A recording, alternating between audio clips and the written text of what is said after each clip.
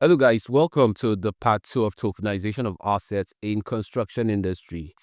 And today we'll be looking at use cases and technology stack and future outlook. So let's dive into some real world example where tokenization is actively reshaping the construction and real estate industry.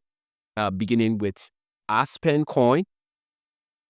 In 2018, the St. Regis Aspen Resort in Colorado made headlines by launching Aspen Coin, a groundbreaking project that's raised approximately $18 million through tokenization led by Elevated Returns, a financial group specializing in digitizing real estate. The results so digital tokens representing fractional ownership in the luxury property.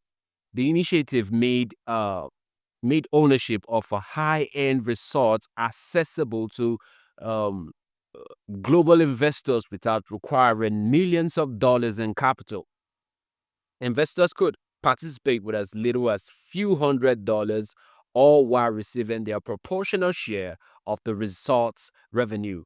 So, someone might be asking, why did they do it? Yeah. So, one of the reasons why they did it was to democratize access to high value real estate and to raise capital more efficiently from a broader investor base. Other think that they did it to offer a new investment model that could be traded on a secondary market, providing liquidity to investors. And also, we'll be looking at RealT. RealT, a real estate investments platform founded by Remy Jacobson and Jean Mark Jacobson, is one of the most successful ongoing application of tokenization. This platform enable investors to purchase fractional ownership of residential properties located primarily in the US, with Detroit and Chicago being prominent locations. Through the RealT platform, investors can buy token linked to specific properties. When rental income is generated, smart contracts automatically distributes payment to token holders in stable coin like USDC. Investors from anywhere in the world uh, can participate without dealing with complex legal and financial procedure typically associated with property ownership. And also, if you're asking why they did it, some actually think that they did it to simplify real estate investment by eliminating traditional entry barriers and to also provide instant liquidity by enabling users to trade their tokens on compatible exchanges and also to make real estate ownership as simple as trading stocks. And also, we're looking at tokenization of equipment. Tokenizing real estate is revolutionary, but the concept extends beyond just properties. Construction companies are beginning to tokenize expensive machinery to raise capital and enhance liquidity.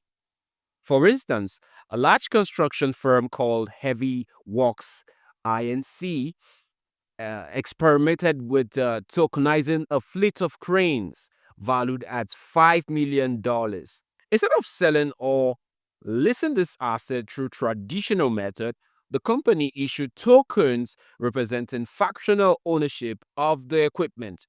And token holders received a percentage of revenue generated from renting out machinery to smaller contractors. So why did they do it?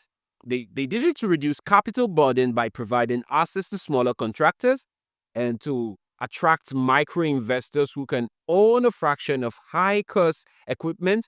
And they also did it to create a more flexible revenue model by utilizing blockchain technology. So this real world cases that we've seen over these three companies demonstrates that tokenization is already applied with great success, whether it's high-end resorts, as we saw in AspenCoin, residential properties, as we saw in realty, and construction machinery, as we see in heavy works INC. And the key takeaway is that tokenization is decentralizing access to assets that were once only available to a privileged few. So let's look at the technology stack. Now, let's break down the technological ecosystem that makes tokenization work. Yeah, let's look at blockchain platforms. These are the foundations of any tokenization efforts. Popularly, choices include Ethereum, the most established and secure platform, but with high transaction costs. Uh, Polygon Matic, built as a layer 2 scaling solution for Ethereum, offering faster and cheaper transaction. And Binance Smart Chain, known for low fees and high throughput, uh, making it a popular choice for tokenized assets. And also, um, smart contract. Smart contracts are self-executing protocols that automate transaction without the need for intermediaries. For example, on realty, smart contracts distribute rental incomes automatically to token holders based on their share of ownership. With AspenCoin, revenue from the results is distributed to investors using automated payment mechanisms. Smart contracts are the backbone of efficient, transparent, and fair transaction processes.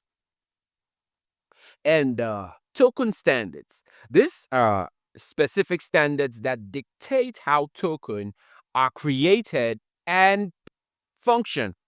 The most common standard for which is fungible tokens is the ERC20. It's actually used when tokenizing shares in a property or equipment.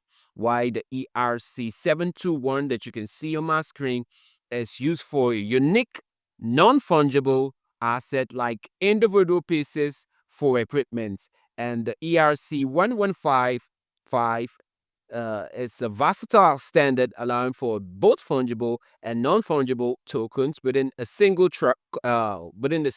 contract. It's useful when tokenizing assets with varying levels of ownership. And user interfaces and marketplaces, also, which might not be included in the slide. Yeah, is what will I say? These are platforms where users interact with tokenized assets. Just like RealT provides a user-friendly interface for purchasing property tokens. If you've heard of OpenSea and other decentralized marketplaces, they allow trading of tokens representing different assets. So, why does technological stack matters? Understanding the technology stack is crucial for construction companies looking to leverage tokenization, from choosing the right blockchain to develop robust, smart contract. Each layer plays a vital role in the overall success of a tokenization initiative. And let's briefly look at the future outlook as we round up on tokenization of assets in construction. So now let's look ahead and see where this technology is heading. Um, as you can see, the first on the list is increase adoption of tokenization as legal frameworks mature. So the thing is that governments worldwide are beginning to um, recognized potential of tokenized assets. We have countries like Switzerland, Singapore. I can't really remember many of them, but they are actively developing regulations to classify and tax tokenized assets effectively. As clarity increases, mainstream adoption will follow.